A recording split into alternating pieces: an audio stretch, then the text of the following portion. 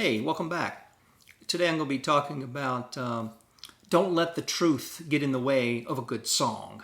Don't let the truth get in the way of a good song. I've been hearing that sort of slogan in Nashville the whole time I've been here.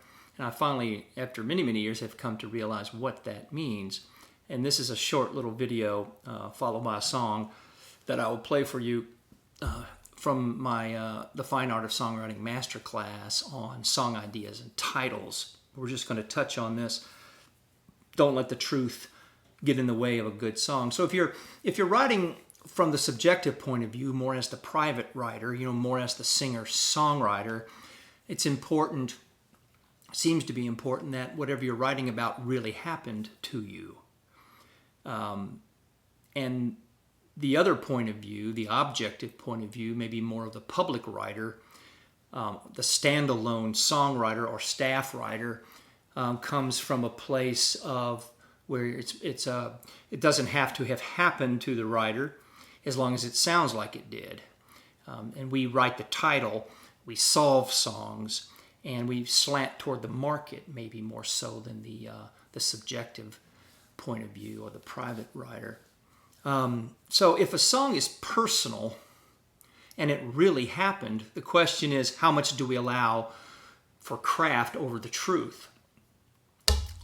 What kind of concessions are we willing to make to slant the truth a little bit in service of craft? In other words, if I'm going to write a song about my grandfather and he died when he was 96, but 98 rhymes better, guess how old he was when he died? 98. At least in my world. And memory of certain events, things that really happened to us, can interfere with our imagination, and the imagination has no chance in the face of facts.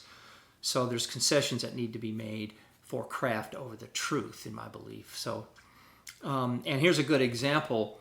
I think it's a pretty good example. I just wrote this song after many years of trying to write this song. It's a song about my dad, and most of it is true. I have the lyrics up here. Most of it is true, and we'll talk about what wasn't true, but needed to sound true, and I'll tell you why I chose those things over the real events. So it's called Half a Mind to Leave.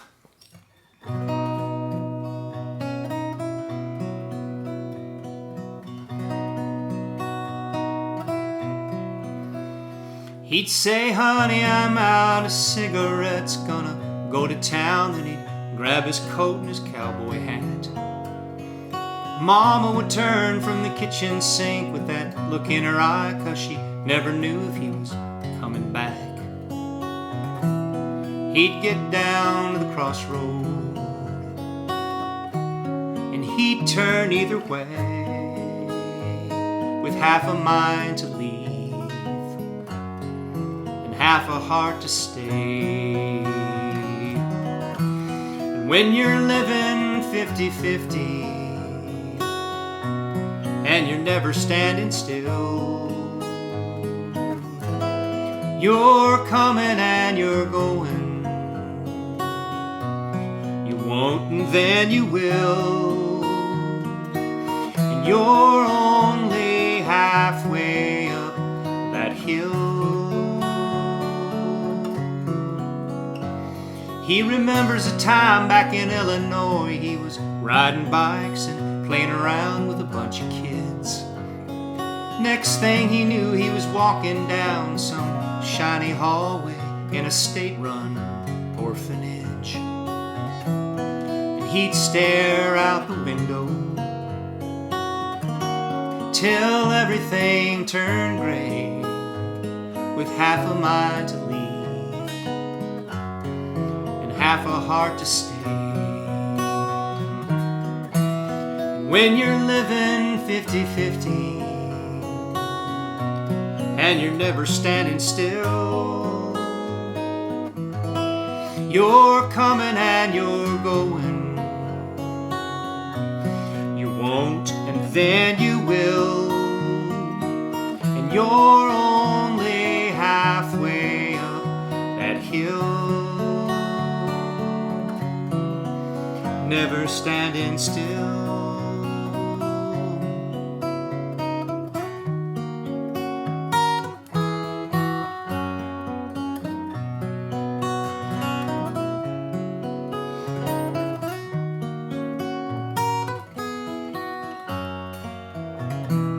and I can see him out there somewhere,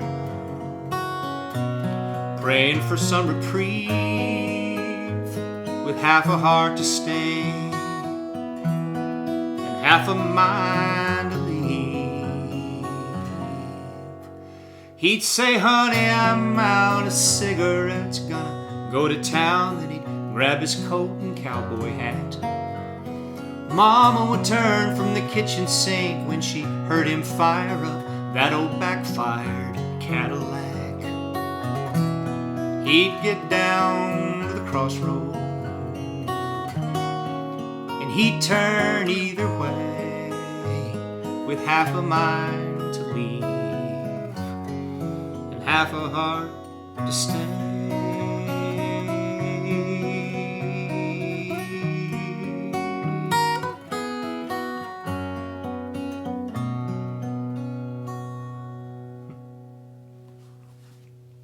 You heard it here first, ladies and gentlemen. Okay, so what did I? True story. He was grew up in Illinois. Was sent to an orphanage. Got married to my mom and was kind of back and forth a lot. And so that's kind of the story, personal story that was true. What wasn't true is that he never wore a cowboy hat and he never owned a Cadillac. But the reason Daddy wore a cowboy hat is that maybe to give sort of that rough and rowdy persona that he really was. And he never owned a Cadillac, but I had to find the near rhyme and the syllabic rhyme for cowboy hat, Cadillac. And you'll notice when you listen to this in the last verse, which sounds like I'm repeating the first verse again, I do change the cowboy hat to Cadillac. So that was I thought a pretty nice near rhyme, and I got away with sort of keeping that same scene, except adding some auditory things in there, some oral things like, Mama turned from the kitchen sink when she heard him fire up that old backfired Cadillac, cowboy hat. So whether it's true or not, whatever degree that it is true, it's our job as storytellers to make sure that it sounds true. And if we're really on the mark, it will sound true for everyone. And so that's my little talk about don't let the truth get in the way of a good song, and an example of that. So for more on this topic and a whole lot more, you can study with me at the Fine Art of Songwriting at steveleslie.com by clicking on the link in the post. Okay. See ya.